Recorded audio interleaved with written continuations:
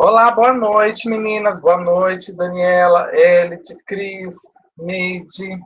Bom, deixa eu ver aqui que eu vi agora há pouco, quando eu estava preparando para poder fazer a aula de vocês, eu vi lá que teve algum problema. Não li, confesso, não li, porque eu estava arrumando as coisas aqui, mas eu vi que vocês estavam lá se ajudando, tá bom? Deixa eu ver. A Neide falou, não saiu, fez a prova, não saiu a nota no AVA, tá? Não saiu a nota até agora.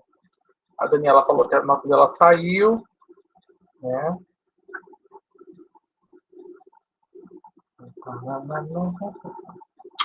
Então, o que eu posso te responder, Neide, em relação a isso? É exatamente como a Elide falou, porque a nota, ela geralmente sai o valor na hora, né? Tanto que a prova que eu fiz saiu lá, fiquei tão feliz, saiu 5.000 pontos. Errei uma questão, mas saiu 5.000 pontos. Fiquei tão feliz. Mas sai realmente no dia, pode sair até no dia seguinte, tá? Então fica despreocupada, é normal isso acontecer. Quando o sistema está mais fluido, ele sai na hora, né? É que, felizmente, o meu curso que eu faço, ele é EAD, né? Então eu posso fazer qualquer dia, qualquer horário, né? Durante a semana. Começou hoje, vai até sábado. Então eu fiz um sábado à tarde, tava lindo, tava assim uma uva, uma seda para poder usar.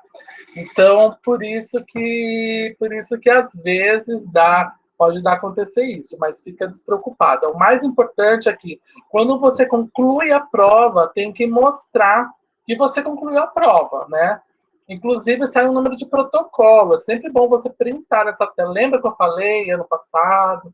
Printe tudo, tudo, tudo. Ah, mas até o final do semestre, guarde esses prints, porque quando você tiver algum problema, diz assim, não aconteceu, mas você realmente fez, está aqui o print. Então, por isso que eu falo, guarde tudo. Print, guarde no arquivo do Word, que em hora oportuna, você, não, está aqui, eu fiz a prova, eu concluí.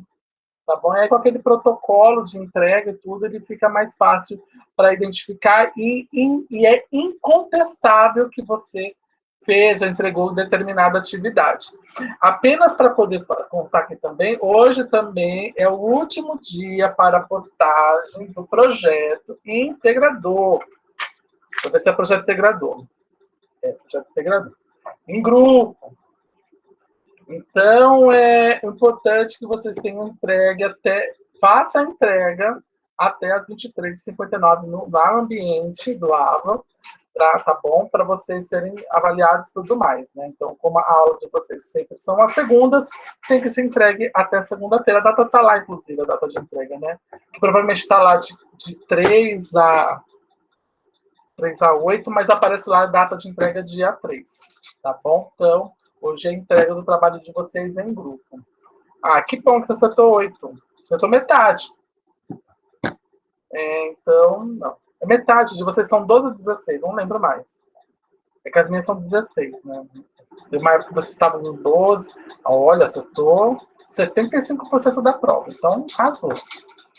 Então, é que na minha prova são 16. Então, é isso que eu estou perguntando, se são que de repente.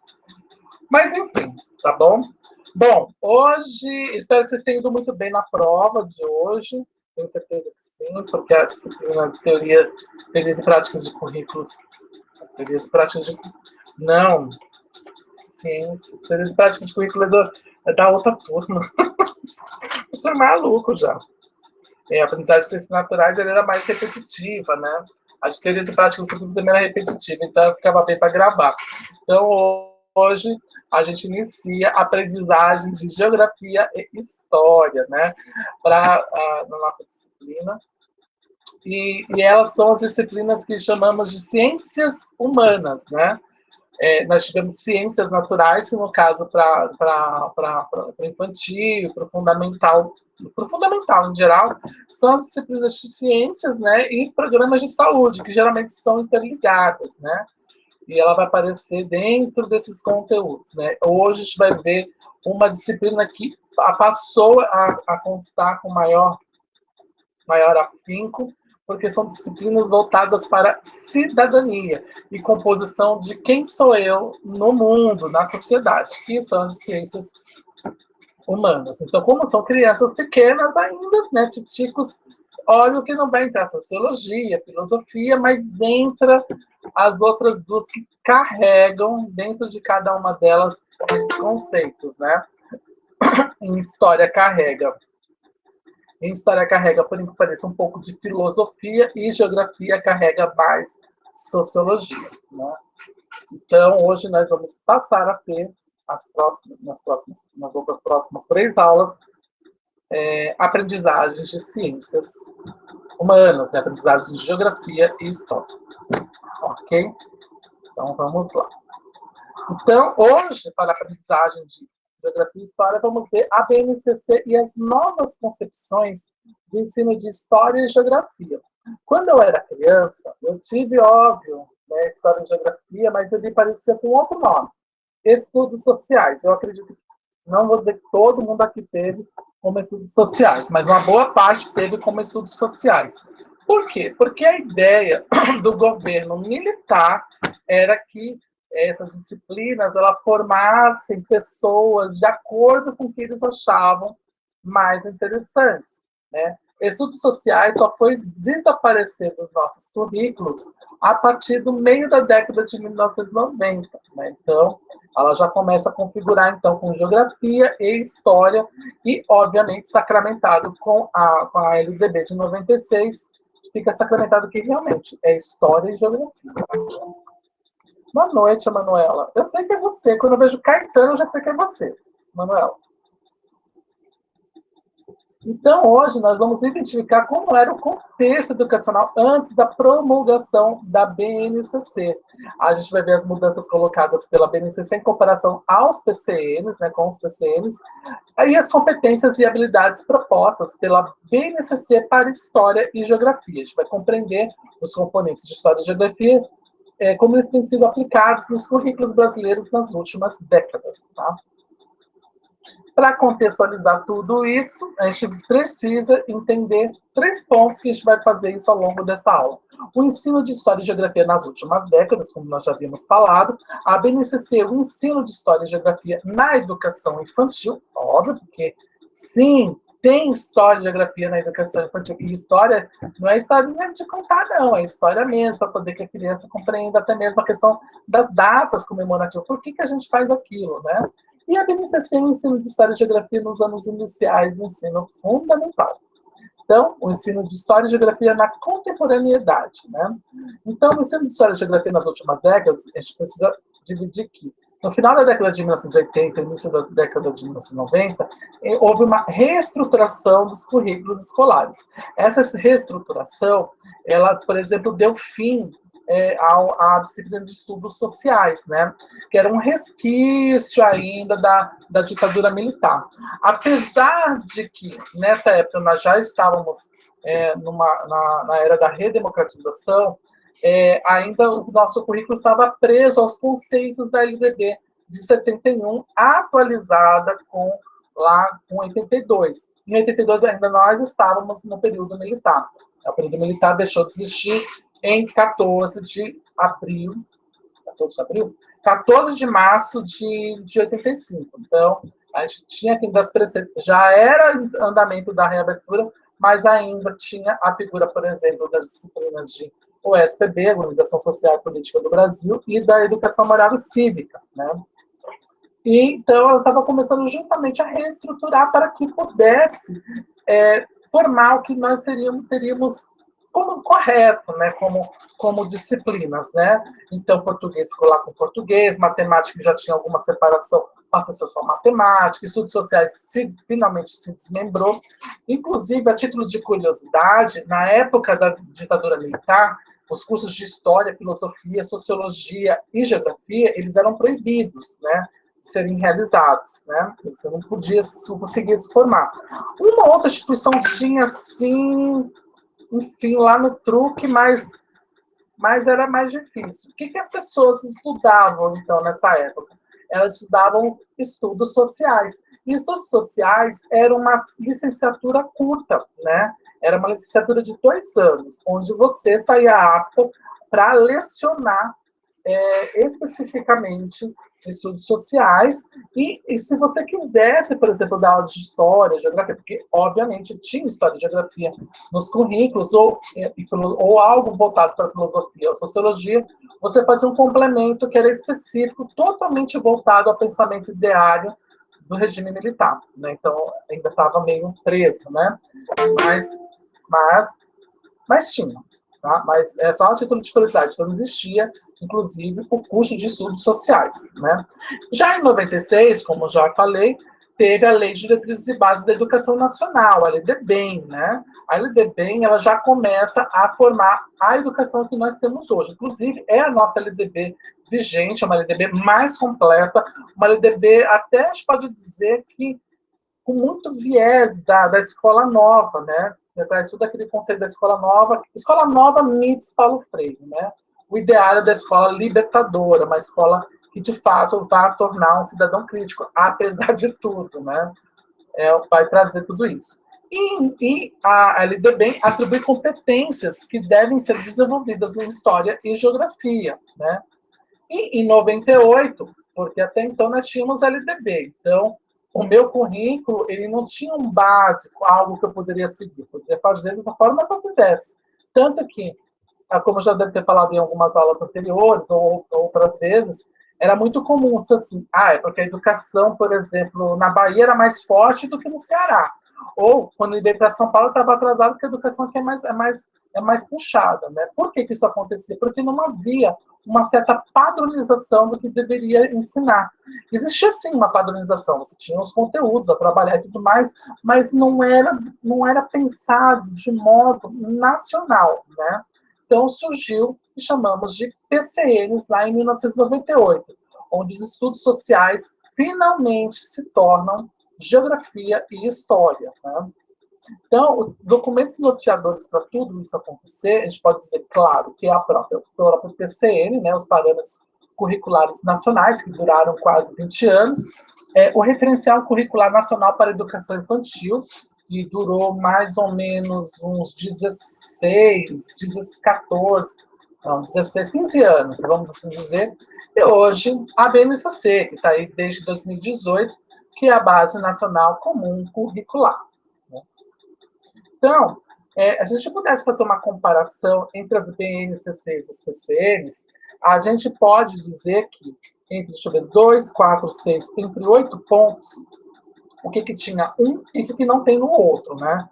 Então, na BNCC, tanto na BNCC quanto nos PCNs, traz a importância do ensino interdisciplinar, ou seja, uma disciplina não precisa ficar presa exclusivamente naquela disciplina, ela pode complementar com uma outra e você dá um mandamento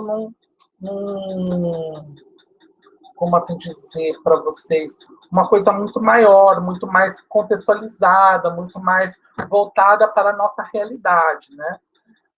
Também traz as duas a divisão por áreas de conhecimentos, né? E também, tanto a BNCC quanto os PCNs traz também os objetivos e competências, né, que são importantes para serem trabalhados nessas disciplinas, em todas elas, né? Nas disciplinas escolares. E também traz a possibilidade de currículos adaptados. Inclusive, o próprio PCN, ele tem essa premissa de ser adaptável, né? O BNCC já não, ele traz uma base que você complementa. Então, ou seja, ele é adaptável, mas ele tem uma base da qual você deve partir, sempre respeitando aquela base. Já o PCN não, porque o nome já diz, são parâmetros, né? Não é uma base. Base ela é fixa, né? Se você tirar uma base de um prédio, o prédio cai, não é isso? É a mesma coisa na questão da educação. Os parâmetros são algumas coisas que podem dar aquela ideia de como você trabalhar. Então, os PCNs ele já é mais adaptável. E a ideia justamente de integrar esses conteúdos, ele vem surtindo mais efeito justamente na BNCC. Mas, quer queira ou não, ele também é adaptável porque ele pode sofrer complementações, né? Então você pode adaptar a partir daquela base mínima que é exigida. A prova viva disso, inclusive, é que nas PCNs nós tínhamos cadê? Até aqui. proposta curricular. A proposta curricular no estado de São Paulo, e hoje nós temos o currículo paulista, né? O currículo paulista, ele já é uma adaptação da BNCC, ou seja, uma complementação da base mais aquilo que é necessário para o estado de São Paulo, né? A proposta curricular, como o nome diz, até deveria ser uma proposta, algo que a gente deve seguir ou deve se nortear, mas necessariamente não é obrigatório se nortear, né? Mas, óbvio, tanto a BNCC quanto os PCMs, eles possuem algumas diferenças, né? Que foram, vamos dizer, adaptados de um para o outro, né?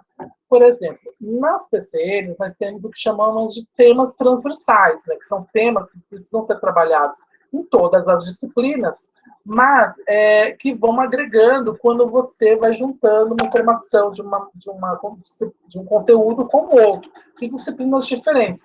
Por exemplo, os temas transversais, ele vai tratar sobre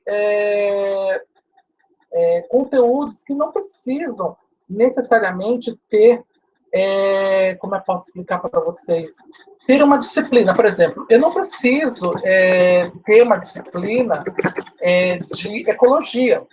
Por quê? Porque em ecologia eu consigo trabalhar, vamos lá, em ciências eu consigo trabalhar eu consigo trabalhar em geografia, consigo trabalhar em história, né? Consigo trabalhar até mesmo a questão de português com a interpretação de texto.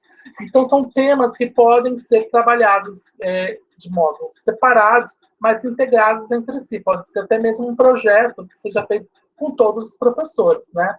Se eu não me engano, os temas transversais não é ecologia, esqueci o nome, mas não é ecologia, mas é parecido. Eu me lembro que era ética, saúde, inclusive a saúde, ele é como se fosse uma continuação dos programas de saúde que nós tínhamos lá em ciências naturais, né? Que a criança vai lá e compreende por que é necessário cuidar da saúde, como manter boa saúde, inclusive entra no tema transversal de saúde, educação física, o que não era pensado em relação aos programas de saúde, que é o bem-estar físico e tudo mais, né? Orientação sexual, né, justamente para a questão da diversidade, o trabalho e o consumo, porque, claro, vivemos num mundo capitalista, precisamos compreender o que é esse mundo louco, né? Afinal de contas, não basta apenas colocar a música Brasil do Cazuza para tocar, tem que compreender o que traz aquela letra, né?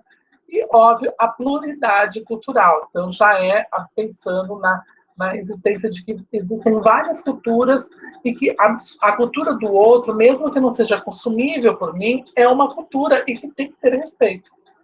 E ecologia, não é meio ambiente. Eu sabia que não era ecologia, era meio ambiente, né? Antigamente, antes dos PCNs, meio ambiente, ele estava muito preso, por incrível que pareça, à disciplina de geografia, né? Então, justamente com os PCNs, ele tornou-se um tema transversal e aí ele pode ser trabalhado de modo efetivo, claro, não é só geografia, você trabalhar ecologia, meio ambiente com ciências, português, matemática, com questão de gráficos, essas coisas, até mesmo educação física, né? Apesar que, como eu havia falado para vocês, meio ambiente não é exclusivamente ecologia, não é a mata, né? Não é a mata, não é isso. Meio ambiente também é o local onde nós vivemos, onde nós convivemos com outras pessoas. Tudo é um meio ambiente, né? Boa noite, Claudineia. Chegou. Deve ter terminado a prova. Alguém mostrou? Ah, foi a Andreia. Boa noite, Andreia. Já a BNCC já não trabalha com os temas transversais. Por quê? Porque a BNCC vai trabalhar com os temas integradores, né? Ou seja, ele não vai mais simplesmente passar de uma disciplina para outra. Ele vai integrar, de fato, as disciplinas, né? Então, ele se mudou, até porque, quando você pensou nos temas transversais, o ano era 1998. Nossa, o que mudou nesses últimos 22 anos, muita coisa. Então, é óbvio, para a BNCC teve que dar uma repensada no que são esses temas integradores, né? Então, algumas, por exemplo, pluralidade cultural e orientação sexual, eles poderiam necessariamente estar em conjunto, né? Então, alguns se fundiram, outros se separaram e outros foram integrados, né? Então, os temas integradores hoje são consumo e educação financeira, né, que antigamente era só voltado para matemática, que era educação financeira. Agora não, ele é um tema integrador, que pode ser trabalhado, por exemplo, em geografia, que traz muita coisa de economia, né? Não sei se você sabe. Economia é uma ciência que deriva de geografia, né? Até o nono ano que se aprende assim, a geografia econômica. Eu amava geografia até a sétima série. Quando chegou na oitava, de economia, eu odiei. Só para vocês terem uma ideia. Eu adorava os mapas, né, e tudo mais, né? Ética, óbvio, continuou, só que ética poderia agrupar, podia abraçar, integrar, né, outros temas ali, né? A gente pode integrar direitos humanos e a cidadania. Meio ambiente trocou, precisou dar uma compreensão que não é só mais meio ambiente. Eu preciso de o quê para hoje? Qual é a urgência do mundo? É meio ambiente? Não só apenas, né? Nós temos que ter a sustentabilidade, então passou a se chamar sustentabilidade. Culturas africanas e indígenas, ele pode dizer que ele é uma uma evolução também da pluralidade cultural, né? Mas pluralidade cultural, a gente pode ver que está lá em ética, direitos humanos e cidadania, até mesmo a questão de orientação sexual. Entrou também lá justamente isso, porque respeitar o outro é um ato de cidadania, né? E, por último, foi integrado um tema que se tornou muito importante e que é muito importante hoje. Até vocês lançam mão em relação a esse conteúdo, que são as tecnologias digitais, né? Então, hoje, esses temas integradores eles refletem muito mais a nossa realidade de 2021 do que a realidade de 1998, quando foram criados temas transversais, né?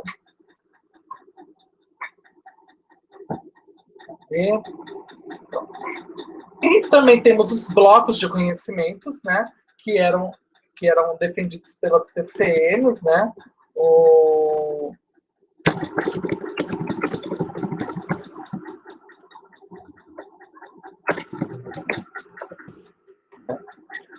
Então, os blocos de conhecimentos, eles trazem... Como eu posso explicar para vocês, né? Eles trazem uma integração, uma certa integração com o mundo com o qual vivemos em relação a... como posso explicar para vocês? O nosso cotidiano. Seria uma contextualização. Mas a gente precisa lembrar que, no caso dos blocos de conhecimentos, eles ainda estão baseados em parâmetros, né? Parâmetros, necessariamente, não são bases, né? Parâmetros são sugestões que a gente deve seguir. E os blocos temáticos que eram propostos eram ambiente, ser humano e saúde e recursos tecnológicos, né? Esses, por exemplo, os PCNs, eles eram trabalhados dentro do ensino fundamental, né? Já o BNCC, ele já não traz mais bloco, né? Porque a ideia do bloco é algo que tem início, meio e fim, né? O que é um bloco, né? Um bloco, deixa eu pegar aqui. Um bloco pode ser isso aqui, ó. Isso aqui é um bloco, né? Um bloco, ó, ele é fechadinho, não é isso? O bloco não é fechado? É isso? Tem pontas, tem algo que delimitar ele. Bloco é algo que é delimitador. Já a BNCC já entendeu que não precisava ter blocos, mas sim eixos, algo que pudesse partir, nortear o conhecimento, tá? Então, por isso que tem essa mudança bem significativa na BNCC, dos PCNs para a BNCC, ok? Boa noite, Laura. Dúvidas em relação ao ensino de História e Geografia na contemporaneidade?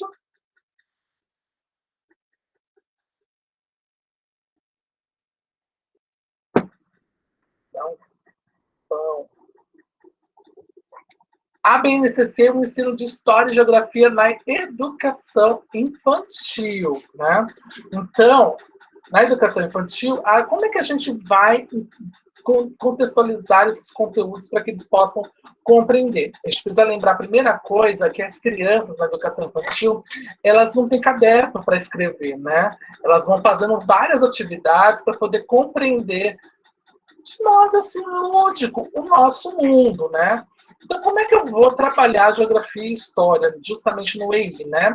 Primeiro, a gente vai trabalhar nos campos das experiências, né? Por quê? Porque, quer queira ou não, as crianças, elas já compreendem o que é, por exemplo, uma história. Ela já entende que ela é um sujeito histórico, né? Como é que ela entende isso? Quando ela, por exemplo, compartilha vivências delas, né? Pontos de vivências delas, né? Então, quando ela fala, por exemplo, eu brinquei de tal forma e alguém foi legal, deixa eu só terminar aqui, deixa você fazer a pergunta, Elid. Não é legal? Aí ela consegue criar uma ideia de tempo e espaço, que é mais ou menos o que seria depois a evolução do que seria a história. Pode perguntar, Elid.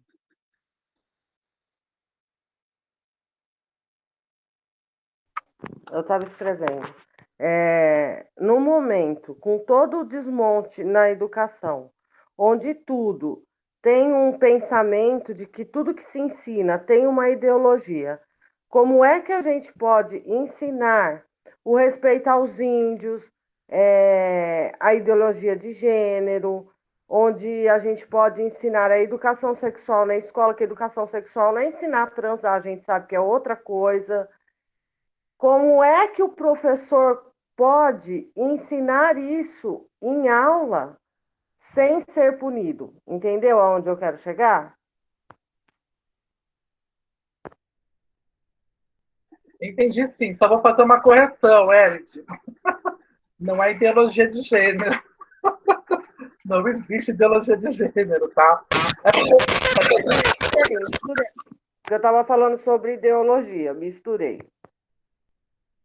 Não, eu compreendi. É porque a gente escuta. Eu mesmo, às vezes, me pego, às vezes, escrevendo alguma coisa, eu estou fazendo sobre transexuais, né, num trabalho, e às vezes eu me pego assim, gente, não tem ideologia de gênero, não tem, né? A questão do respeito à compreensão de gênero, né? Mas é porque a gente escuta tanto e acaba gravando, relaxa. Bom, tudo que a gente tem que ensinar está previsto no BNCC. Está previsto no BNCC. É óbvio que a gente vai ter, sim, muito embate, especialmente com os pais, porque vocês estão sendo preparados para trabalhar em escolas públicas, né? Que é ensino oficial, né? Eu sei que alguém aqui vai quem for trabalhar, vai trabalhar no particular, mas vocês serão aptas a trabalhar no ensino oficial, que é no público, né? E no ensino público, qual é a realidade ideológica, a gente pode dizer ideológica da população, né? É uma população que é majoritariamente cristã, né? Onde os valores da igreja, igreja, quando eu falo, gente, não é só a igreja evangélica, não. Inclusive a católica, tá? Especialmente a católica, porque esse ideário de, de, de moral e bons costumes, ele provém obrigatoriamente da igreja católica, tá? Onde esses ideários religiosos, ele vai sobrepor a ideia de cidadania plena, né? Mas é fácil você trabalhar. Eu estava lendo hoje uma questão de que as pessoas acham que ensinar, por exemplo, a educação sexual na escola é passar um filme pornô. E, na verdade, não é mesmo, né? A educação sexual é fazer a criança compreender que uma outra pessoa não pode tocar em determinadas partes do seu corpo, ou ela não pode fazer um tipo de carícia que o seu pai e sua mãe não faria, ou algum responsável seu, né? Ou até mesmo que se um responsável, né, o pai, a mãe, faz um tipo de carícia que é socialmente inadequado, ele vai conseguir compreender e pedir ajuda, né? Então, a gente vai ter que seguir os preceitos que cada rede vai exigir, por exemplo, a Prefeitura de São Paulo, eu posso dizer pela Prefeitura de São Paulo e pelo Estado, né? A gente trabalha independente da gritaria de pais, sociedade, de movimentos de escolas abertas. A gente vai fazer exatamente aquilo. É diferente de dizer que a gente vai implantar, por exemplo, uma ideologia de gênero, até porque, como eu falei, ideologia de gênero não existe. É a mesma coisa de falar de racismo reverso. Não existe racismo reverso. Né? Não existe. Racismo é racismo. E o racismo sempre parte de um tipo de um povo para o outro. Né? Na nossa sociedade ocidental, o racismo ele vem do branco para o negro, nunca ao contrário. Né? É histórico, não tem como dizer que há ao contrário. Né? Eles podem, as pessoas agirem mal, né? Não quererem se misturar por conta de um histórico que tem, inclusive pode ser explicado quando você chega lá, por exemplo, na África do Sul, ou até mesmo na parte sul dos Estados Unidos, era a região mais escravocrata que existia, né? E durou muito tempo a questão da segregação, tanto que toda a história de segregação recente nos Estados Unidos, pode prestar atenção, é sempre na parte sudoeste, né? Sudeste dos Estados Unidos, ali no Texas, no Alabama, esqueci o nome lá do Louisiana, Carolinas, né? Geórgia, que são estados mais. São estados, inclusive, onde há muita a influência da Ku Klux Klan. Então, a gente vai trabalhar exatamente como manda o currículo. É falar, sim, falar. E isso demanda pôr a cara no sol. Isso demanda pôr a cara para bater. Não tem jeito. A gente vai trabalhar dessa forma e você vai achar da melhor forma, né? Sempre respeitando. É diferente de você organizar um piquete com alunos para que eles sejam simpatizantes à sua causa. Você vai trazer as causas e mostrar, né? Então, essa tênue diferença que as pessoas não conseguem compreender. Dizem que, por exemplo, se trabalhar com educação sexual é que vai fazer a criança virar gay, lésbica ou não binário. Não, a ideia justamente é mostrar que existem pessoas que se identificam como tal, e está tudo bem. Não importa se você não é. O importante é que você saiba que existam pessoas LGBTQIA+, né, gigantesca, e que elas merecem respeito. Da mesma forma que a gente vai trabalhar a questão do bullying, né? A questão a portuguesa, tá? Bullying, eu odeio falar bullying, mas é bullying, né? Do bullying, né? Da questão da pessoa que é obesa, de ridicularizar ela, da questão do cabelo, da questão da deficiência física e tudo mais, né? A gente vai trabalhar justamente para dizer, não, existem essas pessoas e tá normal ela ser gorda, ela ter o cabelo mais encaracolado, é normal, isso não quer dizer que aquilo é defeituoso, errado ou feio, né? É uma situação normal e que cada um vai ter sua beleza e a beleza de uns não necessariamente reflete a beleza do outro.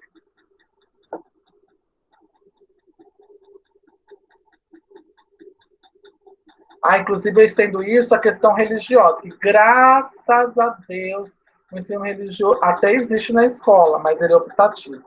Então, hoje não tem mais. Porque ninguém quer dar aula de ensino religioso. Porque o ensino religioso se tinha muito por conta do quê? Da Igreja Católica. Porque a ideia era já transformar as crianças em católicos já na escola, né? Isso acabou caindo por terra, felizmente, justamente isso que eu falei no início, na reorganização dos currículos, né? Ela já era optativa, mas ela aparecia, as crianças tinham que participar e tudo mais. Eu, felizmente, eu peguei, mas era optativa, mas eu peguei, felizmente, onde eu aprendi, foi na Prefeitura de Santos, foram apresentadas todas as ideias de religião. Então, era ótimo. Respondi, Elid? Sim, respondeu. Mais uma coisa, tem um relógio aí perto de você? Que tem alguma coisa fazendo que eu tô ficando enlouquecida. É um ventilador. Eu tentei, antes de começar, dar uma ajustada, mas não deu jeito. É que se eu desligar, eu morro aqui de calor, porque tem luz aqui e luz aqui. Bem aqui, ó. Tem uma luz aqui, ó. E tem uma luz aqui, ó. para me iluminar, para ficar melhor. Então, peço desculpas. Eu tentei, é que eu bati uma das portas dos meus armários no ventilador e ficou assim. Eu tenho que dar uma ajustada nele. Acho que na próxima aula vai estar ajustado. Bom, ainda voltando lá para a geografia e história da educação infantil, eu falei a questão dos campos de experiências, então vai ter também a ideia de trabalhar o eu, o outro e nós, né? Por quê? Porque cada um vai ter a sua história, né? E essa história, ela pode ser compartilhada e pode ser contextualizada, né? E isso vai trazer também conhecimento, especialmente de história e também da questão de geografia, porque entra em consonância com outro item, que é o corpo, gestos e movimentos. Porque geografia, assim como matemática, também trabalha a questão espacial, espaço que nós ocupamos, né? Então, eu, outro, nós, vai compreender o que pode ser uma grande bolha, que pode ser compartilhado, o que pode ser vivenciado num espaço e tudo mais, né? Traços, sons, cores e formas, ele também vai mostrar como que vai trazer essa mistura, esse link entre eles para que possa ser trabalhado, né? Por exemplo, a questão de história, onde surgiu aquele som, né? Como que aquele som surgiu? Foi dito que é um som agradável ou não agradável, né? As formas, qual é a história daquela forma, né? Os traços, por que a gente faz determinados traços? Por exemplo, da questão dos traços, a gente pode linkar, inclusive, com as pinturas rupestres dos povos pré-históricos, né? A questão da escuta, fala, pensamento e imaginação vai entrar em consonância, não só com geografia e história, mas especialmente com geografia, que vai junto com o eu, o outro e nós, corpo, gestos e movimentos, né? Do compartilhamento de espaço, né? E, além disso, entra também história, porque a escuta e a fala e o pensamento vai trabalhar com a organização de fatos, né? Coisas que foram vivenciadas que podem ser repassados. E, por fim, espaços, tempos, quantidades, relações e transformações, que vai dar esse mix de todos, né?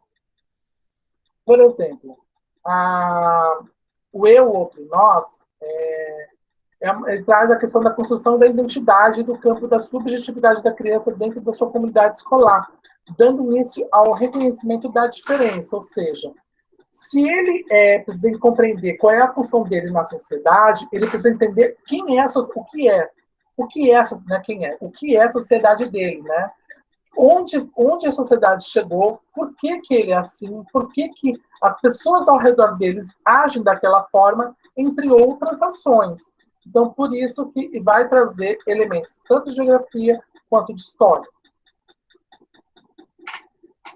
Os objetivos da BNCC para o ensino de história, né?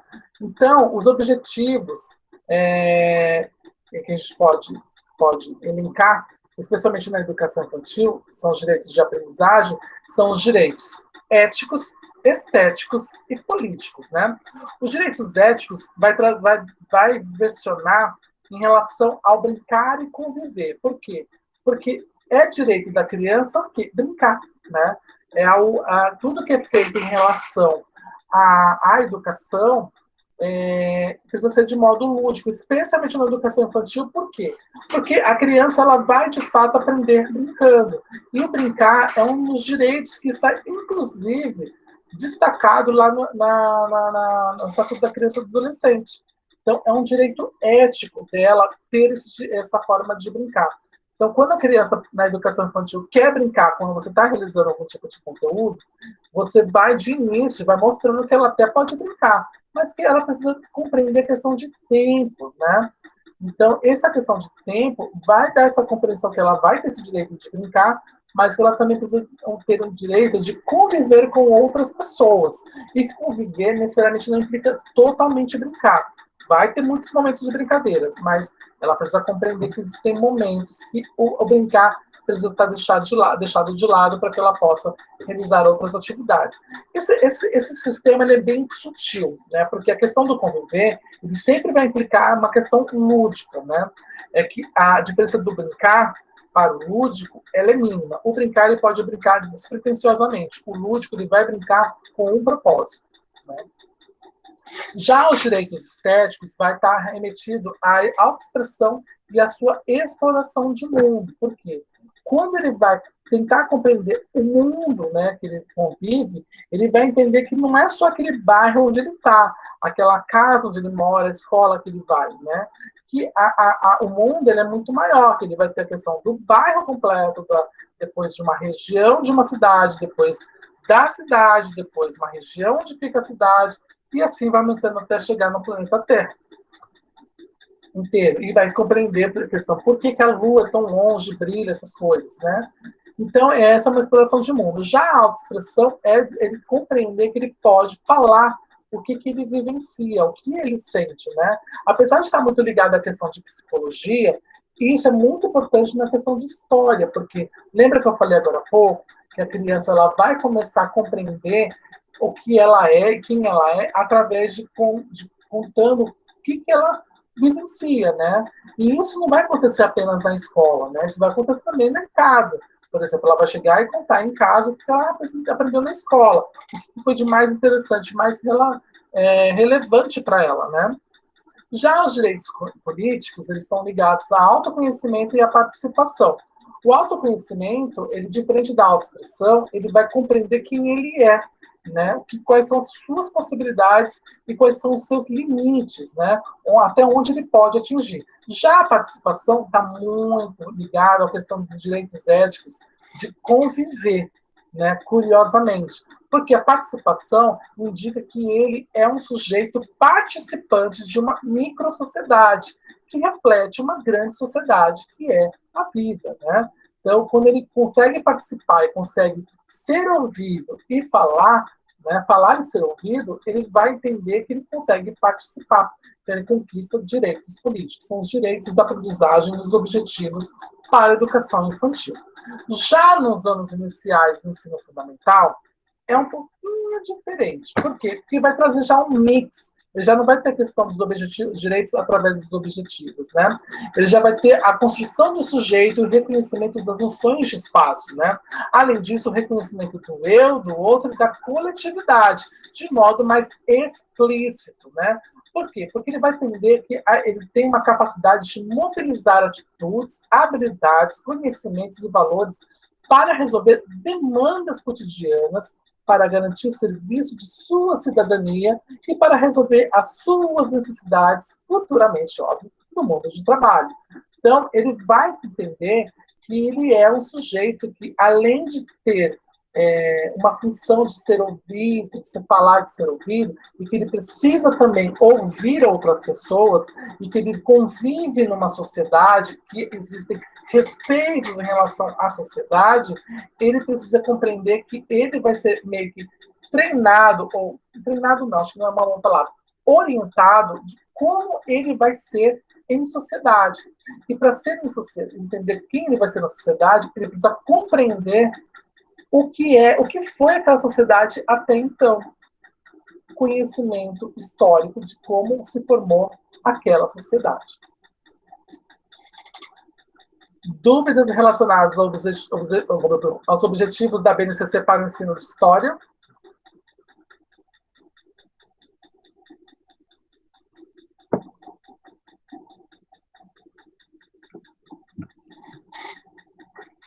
Isso assim. E ó. Isso assim vai.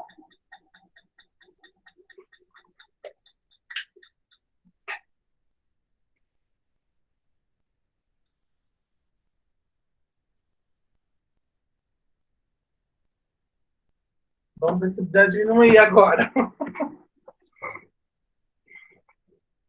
Ok. Planejando o ensino de história e geografia, né? Então, histórias nos anos iniciais do ensino fundamental. A organização de história, ela precisa trazer as competências, óbvio, específicas, unidades temáticas, objetos de conhecimentos e as habilidades, né? A gente sabe, vocês lembram o que é habilidades e competências? Vocês lembram? Ah, de novo. Deixa eu aumentar aqui, porque Ah, já tá no máximo. Não lembra, né? Então tá.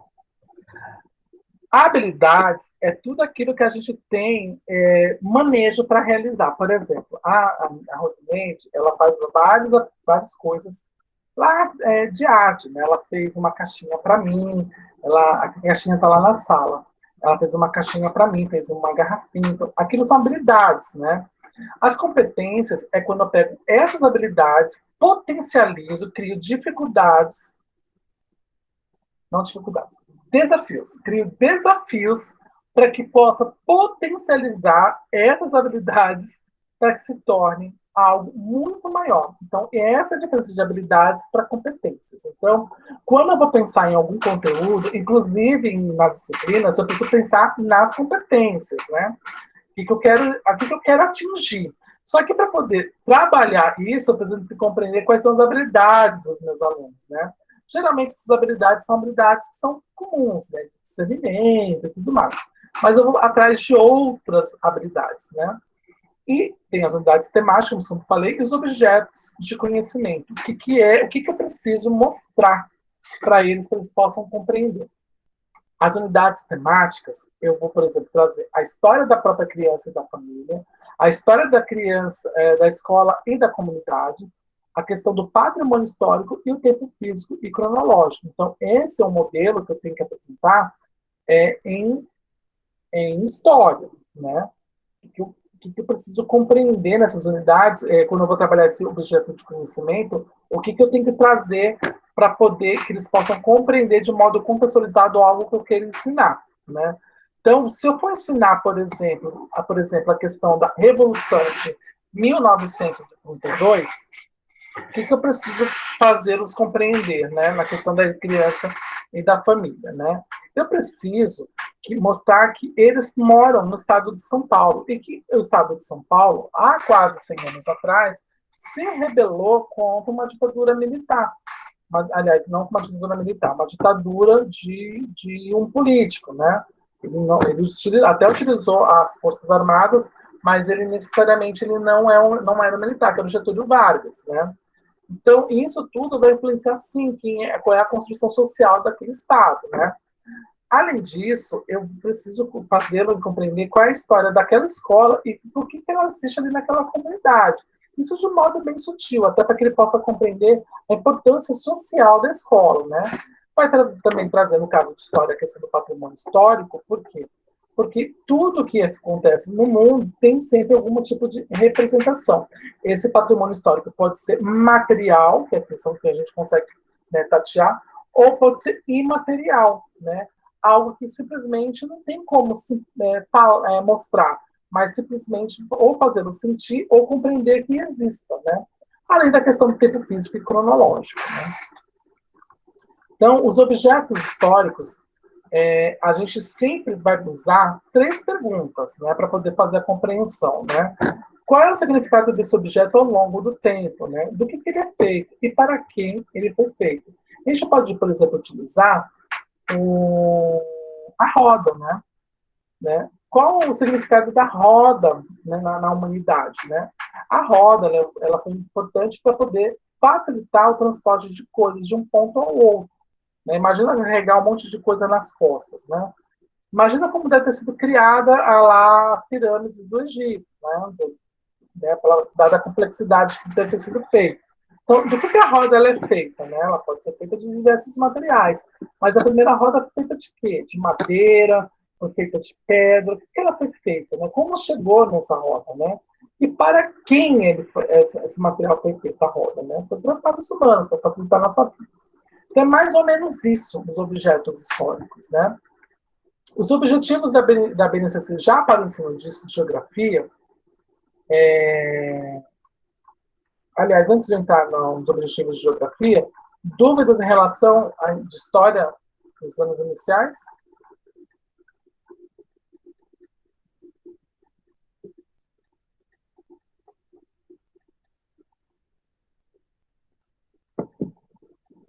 Ah, voltou.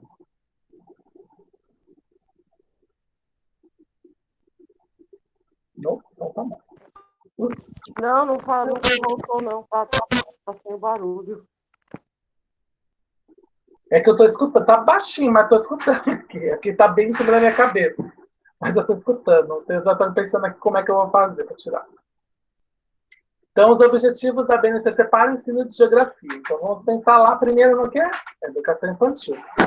Na educação infantil, os objetivos trazem o desenvolvimento da subjetividade e da construção da identidade da criança em relação ao desenvolvimento de habilidades. Por quê? Porque é raro primeiro pensar que geografia é só mapa, né? Eu amo mapa de paixão, amo mapa, amo mapa. Mas geografia não é só mapa, né? Geografia, especialmente para esse momento da criança, são mais as questões de cidadania, né? Lembra dos temas dos temas integradores? É a questão da cidadania. Então, como é que vai ser feito esse desenvolvimento? Em 4 itens. Primeiro, a formulação de perguntas, para que a criança consiga se situar, né? A possibilidade de observações, a elaboração de narrativas e hipóteses e reflexão sobre o espaço vivido, né? Além disso, como é que ela vai ter o primeiro contato na relação do mapa, né? Ela vai aprender mapa? É óbvio que ela vai aprender mapa. Especialmente quando ela vai fazer aquele trajeto, eu não sei se ainda faz, mas eu vi outro dia que na escola que eu trabalhei no ano passado, aliás, ano retrasado, que a professora fazia isso. Ela trabalhava a questão do mapinha, ela trazia um mapa, fazia um mapa lá do bairro, e a criança tinha que se identificar onde ficava a casa dela naquele mapinha, né? Então, você vê como a questão, até mesmo a questão do mapa, ela é micro, e ela é muito voltada à questão da cidadania do que efetivamente do mapa, né? Mas não deixa de ser um mapa. Por quê? Porque ali, a partir daquele mapa, mostrando o caminho que ela percorre, ela consegue identificar situações sociais, situações de cidadã que possui ali ao redor da escola e da sua casa, né? Então, por isso que a gente vai além da questão do mapa. A gente vai trabalhar outras questões que ela possa identificar que tem ali, que podem compor um cidadão, né? Um bairro completo que possa dizer ali são tratados todos como cidadãos, ele vai ter muito além de uma delegacia de polícia ou de uma OBS. Ela precisa de vários serviços, né? Que vai facilitar a vida daquela comunidade ali ao entorno, né? Então, é isso que vai fazer as noções de cidadania. Quando ela vai, por exemplo, até mesmo trabalhar a questão da apropriação de ambientes, né? Apropriação de espaços pela cidade. Né? Já os objetivos para os anos iniciais do ensino fundamental, pula o mapa, do mapinha, né? O mapa já muda. Então, ela incentiva, o objetivo é incentivar o aluno a expandir a visão de mundo, né? Ele vai mudar daquela questão do bairro para uma questão mais macro, que vai começar na cidade, depois região, estado, continente, mundo, né? Entender as relações que determinam a realidade a partir da criticidade, ou seja, quando ele pode fazer críticas ao que está acontecendo. E essas críticas necessariamente não são negativas, né? Porque a ideia de quando a gente fala crítica, ela tem uma ideia de negativo, de uma coisa negativa, mas a crítica não. É apenas uma visão do seu do mundo através do seu conhecimento, né? Que pode ser positivo ou não, né? E ultrapassar apenas a preocupação com a transmissão dos conteúdos, né? Porque por isso que até a Neide falou assim, eu só pensava assim, só mapa, né? E não, geografia é muito além. Geografia, até falei, no nono ano, a gente chegou à 8ª série, é geografia econômica, odiava que só, né? Então, eles são os primeiros inícios são os primeiros conceitos de cidadania, que não vai simplesmente passar conteúdos de cidadania, até porque não tem conteúdos de cidadania. A cidadania é algo que é construído de modo subjetivo por cada um de nós. Então, basta ver, vou dar um exemplo, professores que vão à greve, né? O professor que adere à greve e vai nas manifestações, ele tem uma consciência de construção de sociedade, de cidadania, diferente daquele que não vai à greve, que ele até adere à greve, mas não vai. Ele fica, não quero apanhar, agora, período de pandemia não dá, mas antes não vou, porque apanhar, essas coisas. Não, a construção de cidadania, nesses 2 casos, eles são diferentes, né? São diferentes as duas, né? Então, existe uma necessidade de fazer uma interpretação do que por que é diferente, né? E é aí que entra a questão da criticidade. As unidades temáticas na geografia nos anos iniciais são o sujeito, o seu lugar do mundo, ou seja, vai trabalhar mapa, Neide? Vai trabalhar mapa, mas não só mapa. O mapa é só o ponto de partida. Conexões e escalas, aí é mapa. Mundo do trabalho, porque entra aquelas questões da cidadania, as formas de representação e pensamento espacial, ou seja, também aquelas questões de matemática, do lugar que você ocupa e tudo mais. E lembra que eu falei lá da ecologia? Não, é do meio ambiente? Natureza, ambientes e qualidades de vida. Né, que são conteúdos que estão muito presentes em geografia e que precisou até mesmo sair um pouco, mas ela está presente também em geografia, né? Que é compreender, primeiro, a questão da natureza, né? Até porque manter a natureza como ela é sustentável é uma questão de cidadania, né? Então vai aparecer, óbvio, geografia. Os ambientes, até por conta de entender quais são essas diferenças, e a qualidade de vida, que vai estar muito ligado também à questão da sustentabilidade. Aí nós temos, óbvio, um mapinha, né? Que, ó, geografia, a primeira coisa que a gente pensa, mapa. Mas como que faz para ver o mapa? Eu apenas olho o mapa e olhei? Não. Eu preciso também ter, não tem letramento literário, letramento matemático, letramento científico. Temos letramento cartográfico, que é o letramento na geografia, que é compreender esses conteúdos mais específicos de geografia, que é óbvio. A produção é um mapa mesmo também, né?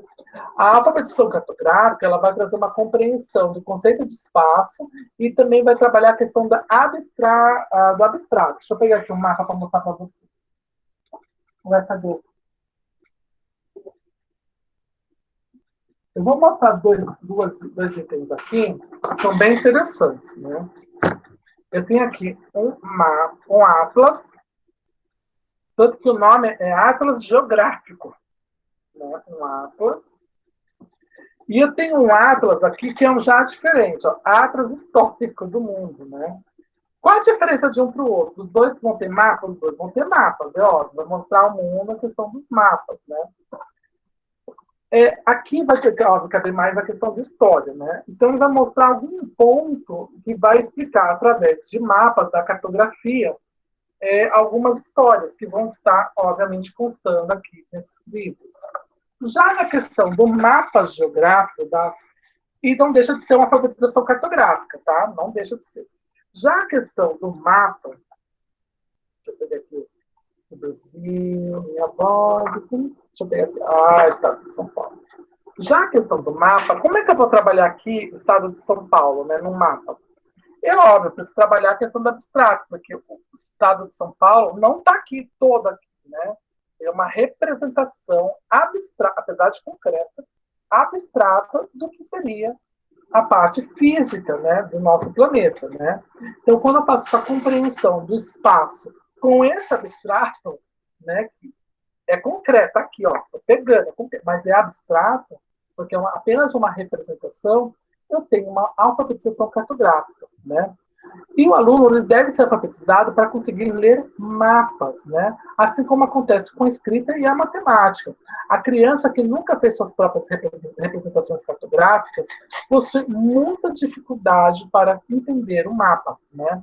Como é que era feita a questão? Como é que é feita a questão do mapa, né? Deixa eu ver aqui. Tem que ter aqui sim. Gente, aqui nem tem.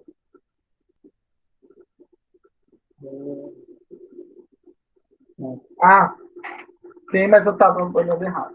Todo mapa vai ter o que chamamos de escala, né? Geralmente a escala vai trazer uma graduação em centímetros, né? Aqui, ó, vai mostrar aqui, ó, 1 centímetro aqui, ó, vai ter 100 milhas, né? Até porque a origem desse livro aqui é em inglês, né? Então eles utilizam mais milhas do que quilômetros, né? Mas tem aqui para mostrar quanto tem quilômetros também, né? Mostra quilômetros e milhas, né? Essa compreensão de espaço em relação ao mapa, né, o quanto tem cada centímetro, é uma alfabetização cartográfica, vai mostrar o quanto ele vai estar ali ocupando aquele espaço para compreensão. Né? Deixa eu ver se é esse aqui que traz uma coisa que eu gosto. Não, ou não sei. Deixa eu ver. Traz aqui. Por exemplo, vai aparecer mais aqui. Ó. Aqui, ó, é a questão, conceito de metrópole, né? Vai ter a questão do conceito de metrópole. Né? Aí, por que tu vai compreender a questão do conceito de metrópole, né? Porque mostra no tamanho quanto que se ocupa para poder mostrar que é uma grande mancha urbana, né? Então, até quando eu consigo compreender esse conceito de metrópole, eu consigo trabalhar com o aluno a questão de cidades grandes, cidades pequenas, entre outros. A Cláudia falou, gente, era tanto papel vegetal, meu Deus, era para copiar, né? Isso vocês não lembram as réguas, né? As réguas com os desenhos do Brasil, do estado de São Paulo, que eu usei quando era criança. Dúvidas em relação aos conteúdos de geografia, os objetivos da BNCC para o ensino de geografia? Lembra? Lembra não, com dúvidas. Que doido. Agora, Brasil, tá lascado, né? E por último, a tecnologia e o ensino de geografia, né? Não, por último não, acabou. Bom, hoje a questão das tecnologias no ensino de geografia, ela pode, óbvio, ser trabalhada com a questão do Google Earth, né? Google Earth, que é EAT, né? Deixa eu ver se eu consigo mostrar aqui.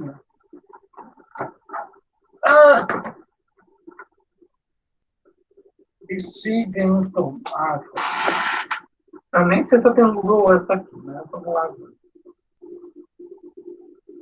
Vamos lá, ver se tem um Google Earth. Não tenho o Google Earth, adoro. É que eu não uso muito. O Google Earth, ele vai dar uma ideia de mundo, de você trabalhar o Google Maps, né? O Google Maps é uma evolução. O Google Maps vocês conhecem, que tem no celular, né? Que mostra os mapas, ruas, tudo mais. O Google Earth, ele vai muito além. Ele vai mostrar esse conceito aqui, ó. O conceito de mundo físico, né? Esse tipo de mapa aqui que nós chamamos é mapa físico, porque ele vai mostrar a questão física do planeta, né? O que é questão física? São as montanhas, mais ou menos como que é formado os relevos e tudo mais, né? Esses mapas aqui, apesar de ser físico, ele traz um mapa físico, mas ele é mais político, né? Mas esse aqui é totalmente político. Né, a diferença do mapa físico-político, o político ele traz especialmente as diferenças territoriais, né? É mais voltado para isso. Então, o Google Earth ele vai trabalhar de modo virtual, né? Essa questão dos mapas, especialmente físicos, né? E ele consegue ser adaptado para mostrar também como que são as cidades. Afinal de contas, são fotos via satélites do mundo todo, onde você consegue, inclusive, ver uma rua. Só que no Google Maps, ele tem que é uma integração, é uma evolução do Google Earth, ele vai trazer já a questão do mapa um pouco mais político, né? Você consegue mudar ele para formato de satélites, né? Deixa eu ver aqui. Apesar que aqui no Google Maps, aqui eu consigo pôr no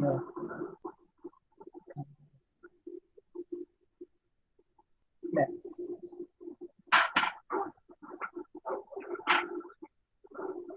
Vamos lá ver, ó. Por que eu estou fazendo aqui, se eu posso mostrar para vocês compartilhando a tela, né? Melhor. Eu tô ficando maluco já. Né? Maps, Google.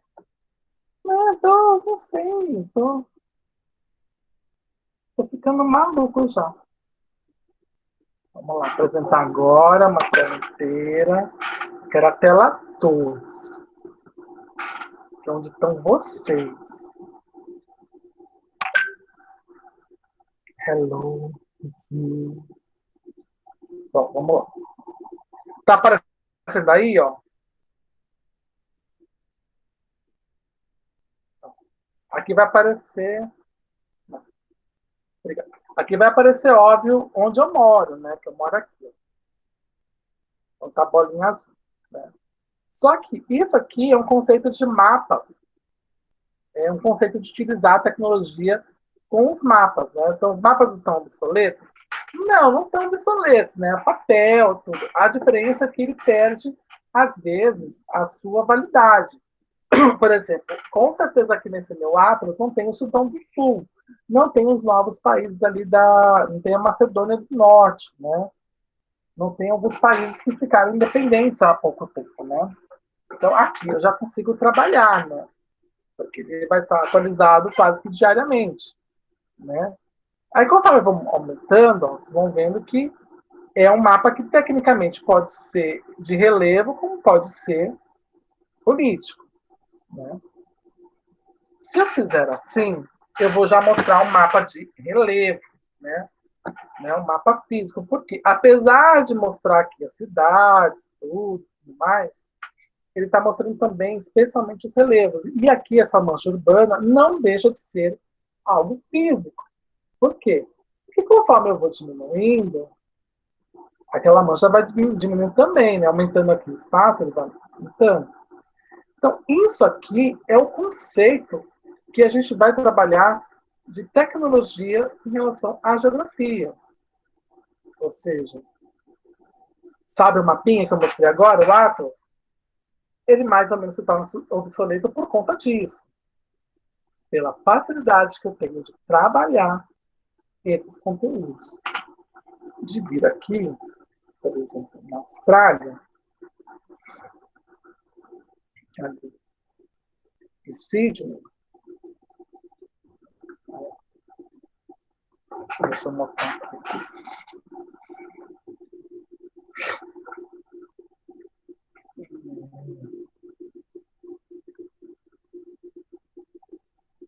Queria mostrar para vocês. Tá aqui, quero mostrar.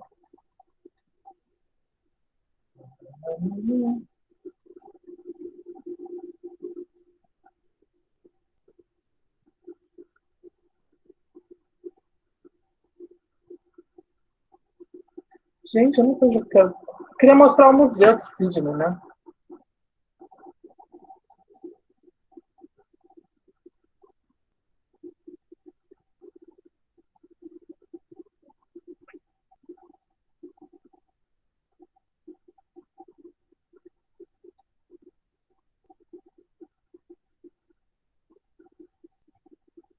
Então, como que é? Museu. Museu. Aqui, ó. Ah, tá aqui. Não é Museu de Sydney, é o teatro.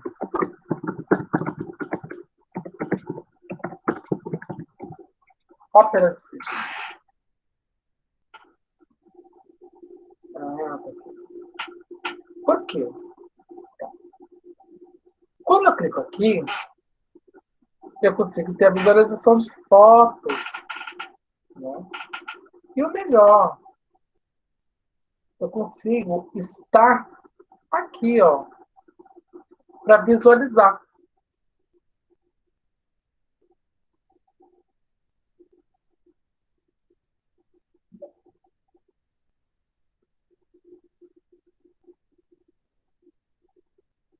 Que vai me dar esse conceito de o uso de tecnologias na geografia. Cadê? Então,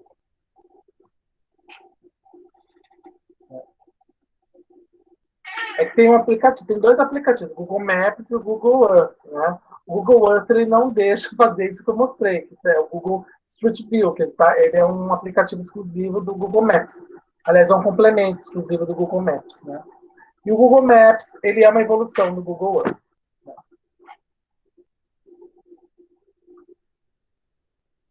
Dúvidas?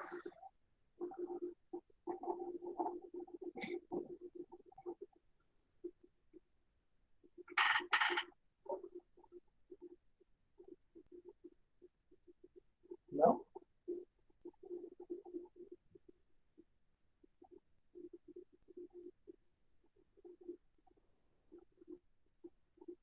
Tá ótimo, gente. Quem não fez a prova, por favor, vocês têm até 23h59 para realizá-la. Hoje, até as 23h59, vocês também realizar e concluir até as 23h59. Importante frisar isso.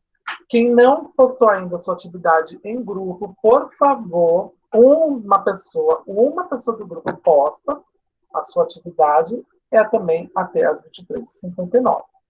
Ok? Um beijo para vocês, feliz Dia das Mães e até domingo, até segunda-feira que vem. Tá bom? Um beijo para vocês. Tchau.